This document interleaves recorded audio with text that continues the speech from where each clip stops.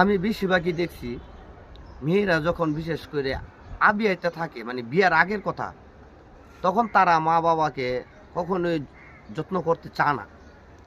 তারা মা বাবাকে একটু শান্তি দিতে চায় না। বিশেষ মেয়ের মা বাবার কষ্ট দিয়ে আসে, কিন্তু স্বামীর বাড়িতে গিয়া ঠিকই কিন্তু কামলা হারে। ডেক মাছ দেওয়া দেহের জীবন শেষ, ডেক মাছ দেওয়া দেহের জীবন শেষ।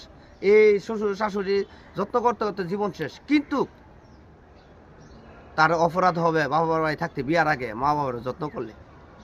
কিন্তু মা বাবারা তারা যত্ন করতে দেখি না। কে কোনো অপরাধ আছে মা বাবার একটু যত্ন করলে? মা বাবার একটু টেক। যেই মেয়ের আমি দেখছি বিয়ার আগে মা বাবার যত্ন করতেছে, মা বাবার টেক কেয়ার করতেছে, হ্যাঁ, তা মা বাবারও কিন্তু একটা দোয়া লাগে ওই মেয়েটার উপর। ও যে মেয়েটার উপর মা বাবার দোয়া থাকে ওই মেয়েটা 100 সুখী থাকে।